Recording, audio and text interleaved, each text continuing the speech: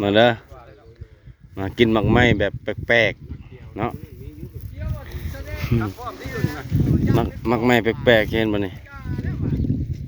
มีสวนนี่หมักแม่นอยู่ให้อยู่หน้านี่เนาะสมหวานเลยคุณพ่อเขายังเห็นกับจอมาขายเนาะแม่นหรอวะแพ็คหนึ่งชาวพันแพ็คขายใหญ่เลยจะได้เพื่อนเขาก็หลายอยู่เลยต้นใหญ่กว่านี้บริบักออกเก็บไปขายคำมาคอใบดิเขาไม่อย่างนี่เป็นทอดคุกแป้งกับแซ่บนี่เขาต้มกินน้ำมันเขาไปซอยก่อนทอดซุปแป้งเขาซอยแล้วเขาไปต้มแซ่บเนาะอ๋อเจียวเกลือด้วยเนาะใส่เนาะยอมแล้วต้มเขาต้มไปไหนต้องได้ลงบ่ลงบ่ได้วันเลยเขาต้มไปน้ำมันลงงมเอานะป้าเนี่ยมันมุดลงลุ่มเลยเขาดึงเขาตากแห้งก่อนตีมันคือซานี่ไม่ทำวนเอาเมื่อหลายมันนี่เดี๋ยวมาตั้งแทงซอยชิมงาน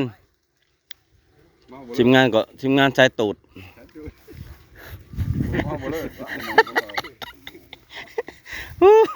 ทีมงานเนี่ยใส่ตูดเดี๋ยวต้องงัวนี่อ๋อถูกแซ่บเว้ยแซ่บตุกกั้มแล้วมันสบานเนาะดำจะน้อยมากอย่างก็มักเดือเป็นนี่ฉันจะเอาได้นี่ยังไม่ได้จากตัวปลาน่ะแห่บ่แห่เจ้านี่สิอยู่ปลาน่ะจะเห็นมาแห่เอ็นนี่ค่อยนี่เห็นบ่ขาดมัดไม่อยู่มันบ่ถึกจักบาทหวานลงไปน้องปลาจะเห็นบ่เห็ดมื้อน่ะโอ้เนี่ยมันเห็ดขาดมัดปลาเนาะ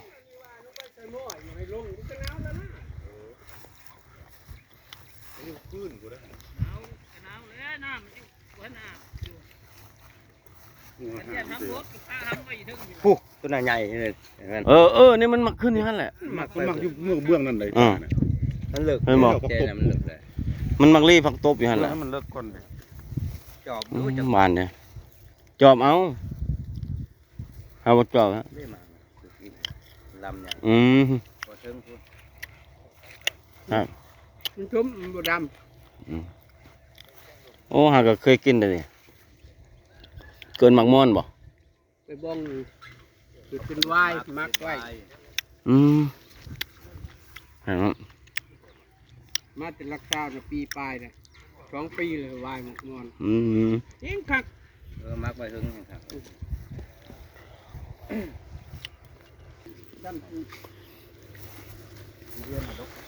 วันนั้นเราจะย่อ4 คนได้ว่ากับกันเมื่อคืนนี่ปะย่อ4 คนนี่ขึ้นบ่วะขึ้นเขาว่าหมดมาในย่อ5 คน